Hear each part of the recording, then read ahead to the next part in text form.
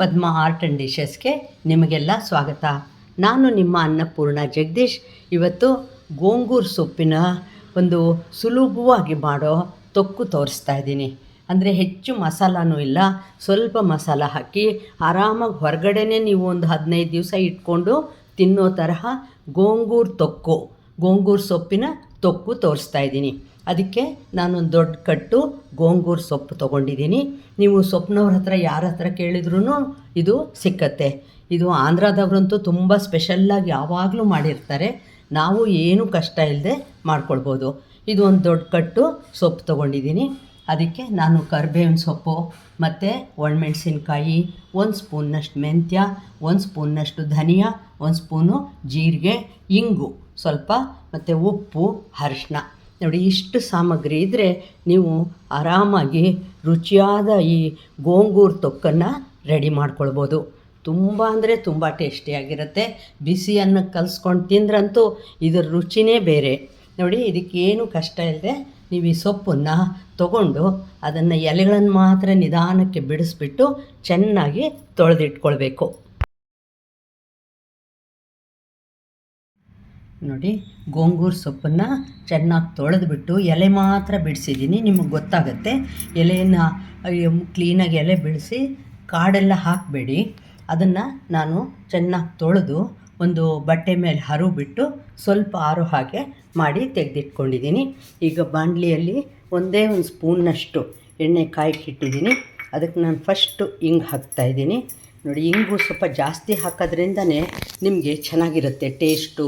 ಮತ್ತು ಇಂಗು ಒಂಥರ ಅಪಟೈಟರ್ಸ್ ಅಂತ ಹೇಳ್ತಾರಲ್ವ. ಮತ್ತು ಇದು ಎಲ್ಲದಕ್ಕೂ ಆರೋಗ್ಯಕ್ಕೆ ಕೂಡ ಒಳ್ಳೆಯದು. ನೋಡಿ, ಇಂಗು ಎಲ್ಲ ಚೆನ್ನಾಗಿ ಅದು ಎಣ್ಣೆಯಲ್ಲಿ ಮಿಕ್ಸ್ ಆಗುತ್ತಲ್ವ, ಆ ಥರ ಮಾಡ್ಕೊಳ್ಳಿ. ಅದಾದಮೇಲೆ ನಾನು ಜೀರಿಗೆ ಹಾಕ್ತಾಯಿದ್ದೀನಿ. ಎಲ್ಲನೂ ಅಷ್ಟೇ, ಎಲ್ಲ ಸಾಮಗ್ರಿನೂ ನಿಧಾನವಾಗಿ ನೀವು ಹುರ್ಕೊಳ್ಳಿ. ಸಿಮ್ಮಲ್ಲಿರಲಿ ಇದು ಗ್ಯಾಸು. ಯಾಕೆಂದರೆ ಇದು ಕಪ್ಪಾಗಿಬಿಟ್ರೆ ಒಂಥರ ಸ್ಮೆಲ್ ಬಂದುಬಿಡತ್ತೆ. ಅದಕ್ಕೋಸ್ಕರ ನೀವು ಆ ಥರನೇ ಮಾಡ್ಕೊಳ್ಳಿ. ಈಗ ಇದಾದಮೇಲೆ ನಾನು ಧನಿಯಾ ಹಾಕಿದ್ದೀನಿ.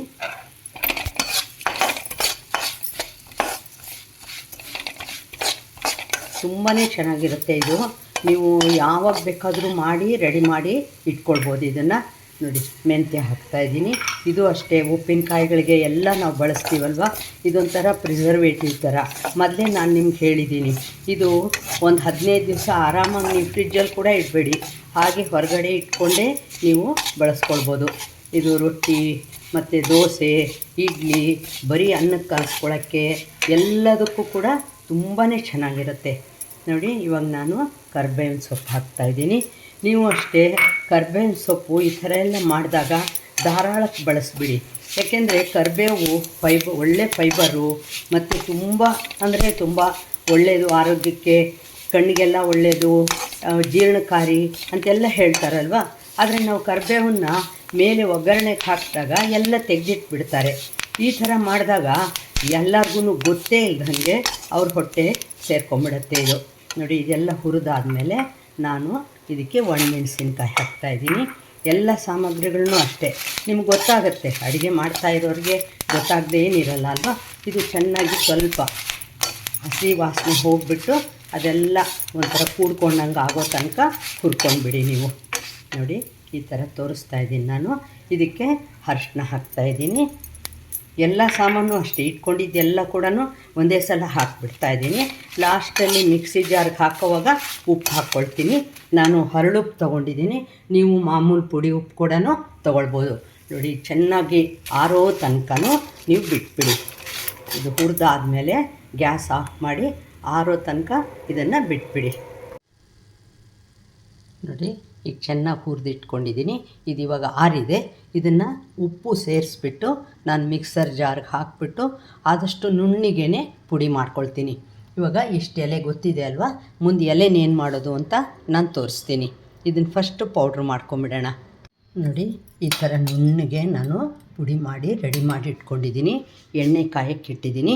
ಇನ್ನೂ ಜಾಸ್ತಿ ಕೂಡ ಎಣ್ಣೆ ಇಟ್ಕೊಳ್ಬೋದು. ಅದಕ್ಕೆ ನಾನು ಏನು ಮಾಡಿದ್ದೀನಿ ಅಂದರೆ ಒಂದು ಅರ್ಧ ಸ್ಪೂನ್ನಷ್ಟು ಉಪ್ಪು ಹಾಕ್ಕೊಂಡಿದ್ದೀನಿ. ಉಪ್ಪು ಹಾಕ್ಕೊಳ್ಳೋದ್ರಿಂದ ಈ ಎಲೆ ಬೇಗ ಬೇಯುತ್ತೆ, ಒಂಥರ ಮೆತ್ತಗಾಗತ್ತೆ.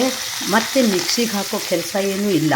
ನೋಡೋಕ್ಕೆ ಇಷ್ಟೊಂದು ಎಲೆ ಇದೆ ಅಂತ ನಿಮಗೆ ಅನಿಸುತ್ತಲ್ವ, ಇದು ನಿಧಾನವಾಗಿ ನೀವು ಕೆಳಗೆ ಮೇಲೆ ಮಾಡ್ತಾಯಿದ್ರೆ ಎಷ್ಟು ಬೇಗ, ಈಗ ನೀವು ಎಲೆ ನೋಡಿರಿ, ಆಮೇಲೆ ಇದು ಎಷ್ಟು ಕಡಿಮೆ ಆಗೋಗುತ್ತೆ ಅನ್ನೋದು ನಿಮಗೆ ಗೊತ್ತಾಗುತ್ತೆ. ಕೆಳಗೆ ಮೇಲೆ ಮಾಡ್ತಾ ಅದು ಚೆನ್ನಾಗಿ ಒಂಥರ ಎಣ್ಣೆ ಒಳಗೆ ಕೂಡ್ಕೊಳ್ಳೋ ಥರ ಆಗೋ ಹಾಗೆ ಮಾಡಿ. ಇದು ಒಳ್ಳೆ ಹುಳಿ ಇರುತ್ತೆ ಸೊಪ್ಪು, ಅದಕ್ಕೆ ಇದಕ್ಕೆ ನೀವು ಬೇರೆ ಹುಳಿ ಹಾಕೋ ಕೆಲಸ ಇಲ್ಲ. ನೋಡಿದರೆ ಇದು ಇವಾಗ ಎಲ್ಲ ಕೆಳಗೆ ಮೇಲೆ ಮಾಡಿ ಚೆನ್ನಾಗೇ ಒಂಥರ ಮೆತ್ತಗಾಗೋ ಹಾಗೆ ಮಾಡ್ಕೊಳ್ಳಿ. ಇದನ್ನು ನೀವು ಎಲೆನ ಎಷ್ಟು ಮೆತ್ತಗಾಗೋ ಹಾಗೆ ಮಾಡ್ಕೊಳ್ತೀರಿ ಅಷ್ಟು ನಿಮ್ಮ ಗೋಂಗೂರು ಸೊಪ್ಪು ಚೆನ್ನಾಗಿರುತ್ತೆ.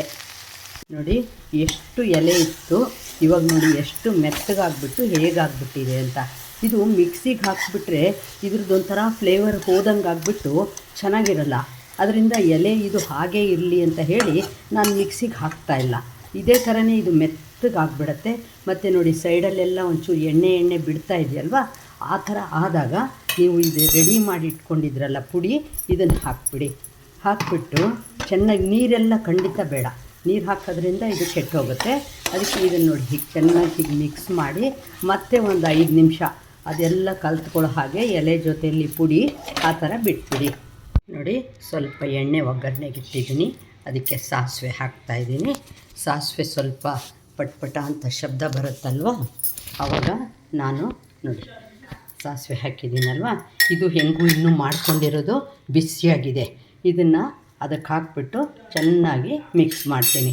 ನೀವು ಮಿಕ್ಸರ್ಗೆ ಹಾಕೋದಕ್ಕೂ ಇದಕ್ಕೂ ತುಂಬಾ ವ್ಯತ್ಯಾಸ ಇರುತ್ತೆ. ನಿಮ್ಗೆ ಬೇಕಾದರೆ ಇದು ಇದಾಗುತ್ತೆ, ಸ್ವಲ್ಪ ಗಟ್ಟಿ ಅನಿಸಿದ್ರೆ ನೀವು ಒರಳಲ್ಲಿ ಬೇಕಾದರೆ ನೀವು ಸುಮ್ಮನೆ ಅರಿಯೋ ಕಲ್ಲಲ್ಲಿ ಒಂಚೂರು ಅರ್ಕೋಬೋದು. ಆ ಥರ ಎಲ್ಲ ಏನೂ ಆಗಲ್ಲ. ಇದು ಒಂದು ದಿವಸ ಇಟ್ಟ ಮೇಲೆ ನಾಳೆ ಅಂತೂ ಇದು ತಿನ್ನೋಕ್ಕೆ ತುಂಬಾ ರುಚಿಯಾಗಿರುತ್ತೆ. ನೋಡಿ ಇನ್ಯಾಕೆ ತಡ ಅಲ್ವಾ ಫ್ರೆಂಡ್ಸ್, ನೋಡಿ ರೆಡಿ ಆಗಿಬಿಡಿ. ಸೊಪ್ಪಿನವ್ರ ಹತ್ರ ಹೋದರೆ ಗೋಂಗೂರು ಸೊಪ್ಪು ಕೊಡಿ ಅಂತ ಕೇಳಿದರೆ ಅವರೊಂದು ಬಂಡ್ಲ್ ಕೊಡ್ತಾರೆ. ನೀವು ಅದನ್ನು ತಂದು ಆ ಸೊಪ್ಪನ್ನು ಬಿಡಿಸ್ಬಿಟ್ಟು ಇಮ್ಮಿಡಿಯೇಟಾಗಿ ರೆಡಿ ಮಾಡಿ ಇಟ್ಕೊಂಡ್ರೆ ಬಿಸಿ ಬಿಸಿ ಅನ್ನಕ್ಕೆ ತಿನ್ನೋಕ್ಕೆ ಏನು ರುಚಿಯಾಗಿರುತ್ತೆ ಗೊತ್ತಾ. ನೋಡಿ ನಾನು ಸುಲಭವಾಗಿ ತೋರಿಸಿರೋ ಗೋಂಗೂರು ತೊಕ್ಕನ್ನು ನೀವು ರೆಡಿ ಮಾಡ್ತೀರಾ ಅಂತ ಅಂದ್ಕೊಂಡಿದ್ದೀನಿ. ಇದು ತುಂಬ ಸುಲಭವಾಗಿ ಮಾಡಿಟ್ಕೊಳ್ಳೋ ಅಂಥದ್ದು. 15 ದಿವಸ ಆದರೂ ಇದೇನೂ ಕೆಡಲ್ಲ. ನೀವು ಹಾಗೆ ಒಂದು ಬಾಟ್ಲಲ್ಲಿ ಹಾಕಿಟ್ಕೊಂಡು ಇದನ್ನು ಬಳಸ್ಕೊಳ್ಬೋದು. ಹಾಗೆ ಇಲ್ಲ ಅಂದರೆ 6 ತಿಂಗಳು ಕೂಡ ನೀವು ಫ್ರಿಜ್ಜಲ್ಲಿ ಇಟ್ಕೊಂಡು ಯಾವಾಗ ಬೇಕೋ ಆವಾಗ ಉಪಯೋಗಿಸ್ಕೊಳ್ಬೋದು. ಇನ್ನೂ ತನಕ ನನ್ನ ಚಾನಲ್ಗೆ ಸಬ್ಸ್ಕ್ರೈಬ್ ಮಾಡ್ಕೊಳ್ದೆ ಹೋದರೆ ಸಬ್ಸ್ಕ್ರೈಬ್ ಮಾಡ್ಕೊಳ್ಳಿ. ಲೈಕ್, ಶೇರ್, ಕಾಮೆಂಟ್ ಮಾಡೋದನ್ನು ಮರಿಬೇಡಿ. ಮತ್ತು ಇದೇ ವಿಡಿಯೋನ ಇನ್ಸ್ಟಾಗ್ರಾಮ್ ಮತ್ತು ಫೇಸ್ಬುಕ್ಕಲ್ಲಿ ಕೂಡ ನೋಡಿ, ಲೈಕ್ ಮಾಡಿ, ಕಾಮೆಂಟ್ ಮಾಡಿ. ನಮಸ್ಕಾರ.